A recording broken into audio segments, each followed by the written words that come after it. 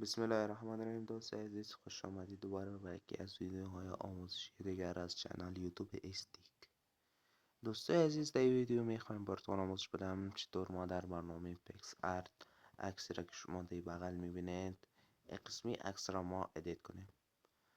خب دوستای عزیز، من زیاد گپ نمیزنم، آموزش را کوتاه میسازم به خاطر شما و شروع میکنم. اول تر از همه روی شیر کلیک میکنیم. شما دوستان نیاز دارید به برنامه پیکسارت. این برنامه پیکسارت را شما میتونید که هم از کانال تلگرام ما بگیرین که براتون مود شده را میمانم، پرو نیست، بدون اینترنت میباشه همه چیزش، و میتونید که از پلی استور هم دانلود کنین. خب من داخل پیکسارت میشم، می منوی افکتس. افکتس دوستان اینجا زیاد افکت هستن: ریزنت، سیمپل افکت، بلک اند وایت، بلور، سکچ، کلرز. دیگه دوستا افکت های دیگه شما کار نداریم، فقط میایم منوی کلرز و از این افکت کلر اسپلش را ما انتخاب میکنیم. ببخشید دیگه دوستا، از اینترنت من ضعیف است. میایم از قسمت جایی که دوستا مثلا شما میخواین که رنگش تغییر نشه، مثل فیسش یا مورویش. از اینجا رنگ بگیریم، خوب است. به این ترتیب این را دوستا تا آخر ببریم، بک‌گراندش مکمل ای رنگی میشه. و بسیارتان در تلگرام و فیسبوک گفته بودین که این رقم ادیت عکس را بون. این را دوستا تا اندازه 14 میاریم که رنگ لباس هم تغییر بخوره. و این را پس پیش اگه ببریم هم میشه. این را دوستا اگه تا 80 ببریم، یعنی تا همون آخرش بک‌گراندش همون رنگی که هست، فقط رنگ همونجا زیادتر میشه. اگه قسمی تا آخر ببریمشان یا تا نمره 5، فقط بک‌گراند تغییر میخوره. و این دوستا بک‌گراندش این شما ببینید اینجا مانده. این را دوستا با شما میتونید که رنگ هم بزنید. و دوستای عزیز، اگر میخواستین دیگه افکت ها بدیم، این را ما ذخیره میکنیم. اینجا یه افکت میم بلور، اگر میخواستیم بلور بدیمش.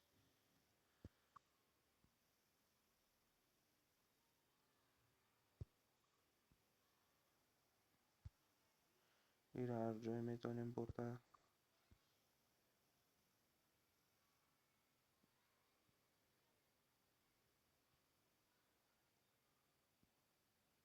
این دوستا فیش از فیش تا آخر میبریم، سایزش. این را دوستا باید داشته باشیم بلورش 88 باشه، سایزش 47، هاردنس و فیدش 0 باید باشه. این را سیو میکنیم. دوباره افکتس باز میم، باز هم بلور. اگر میخواستیم که قسمی افکت بدیم برشان، این را کم کنیم، یا میخواستیم همه افکت رو دوباره برش بدیم،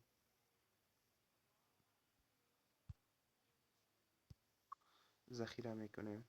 میخواستیم که متن روش اضافه کنیم، منوی تکست میایم،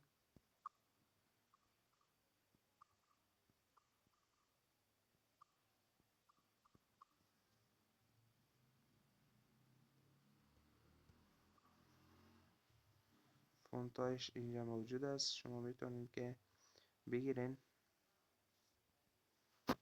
این را دوستا تمام شد با حروف کلان نوشته کنیم، خوب است.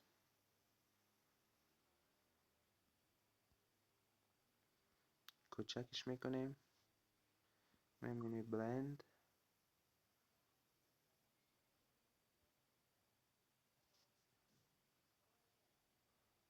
فکر کنم که این افکت اوورلی بهتر باشه. این را دوستا هر جایی که میخواستین بانن، بخصوص در پایین که اینجا هم بسیار خوبش میگنم.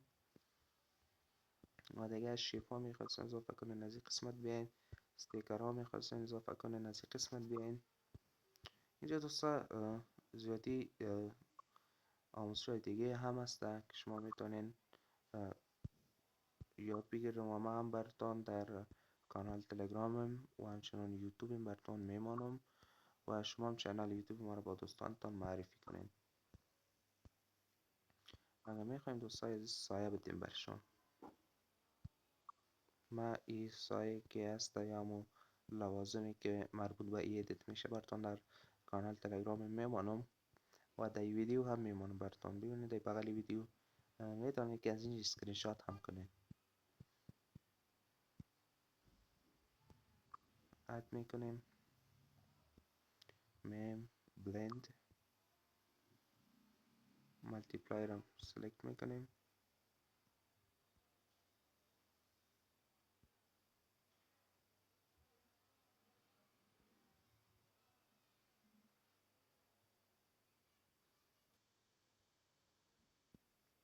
هم شد دو سایز آموزش ما سیف میکنیم، ذخیره کنیم، سیف، تمام. دوستان عزیز این بود آموزش امروزی ما. تا آموزش بعدی که در خدمت شما عزیزان قرار میگیرم. خدا یار و نگهدارتان.